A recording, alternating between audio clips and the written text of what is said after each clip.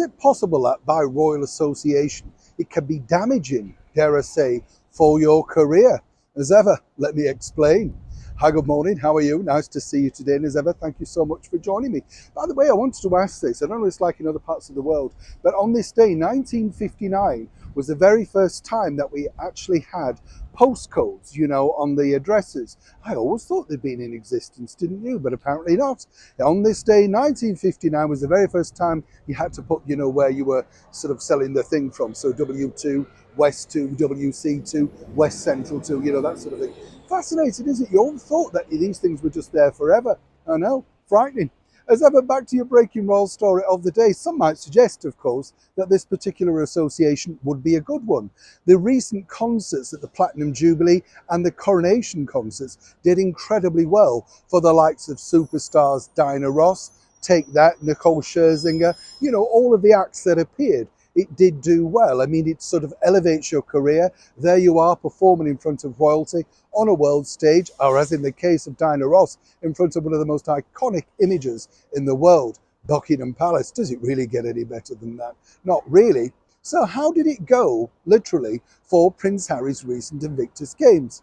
As we told you, he was battling away, trying to get some big names to perform on the very final night of that, I think, very worthy charitable cause. Whatever you think of Prince Harry, I have a lot of respect for all of the people that are involved in that. As I said, the Heart of Invictus documentary, not necessarily everyone's cup of tea, but it is important as a reminder of what it's all about. And a lot of these ladies and gentlemen have gone through some very terrible times, but positivity is the name of the game with them, and really, they deserve our applause. But on this particular recent event, which many people have suggested was hijacked by none other than the Duke and Duchess of Sussex, Meghan Markle marching out in culottes or shorts and flip-flops. Could you get a wrong look any more than that particular look? Even I thought, wow, really? You think this is a good look? I mean, maybe even just a military jacket or something? Nothing. Walking in front of terrible, really.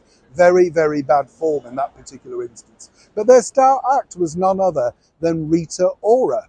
Now, Rita shot to fame over 10 years ago when she was signed to Roc Nation, which is Jay-Z's label at the time, Jay-Z, Beyonce. It was all going incredibly well. She had a big sort of career ahead of her. Very beautiful girl, actually. But then things went wrong, lots of litigation, and she's bounced back, albeit.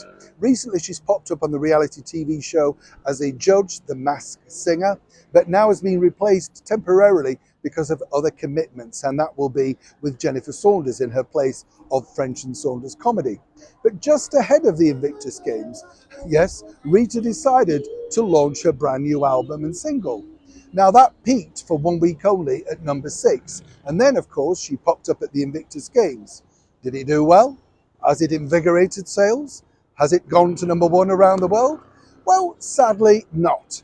And I don't mean that in a light way. You would have thought simply that association, which was barely covered when you think about it, it didn't necessarily resonate with a bigger audience. Well, sadly for Rita, no, that's not the case. It hasn't taken off.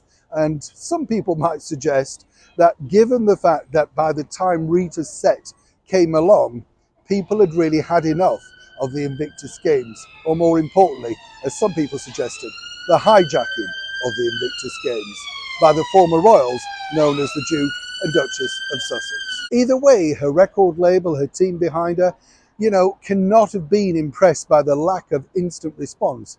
That an event like this should have really helped turn the album around, shooting possibly at least back into the top 20 across Europe. Now, whatever you think, and as I said, she's a very talented girl, one might suggest that sometimes by association, unless it's real royals, does it do your career any good? Neil Sean in the very heart of London.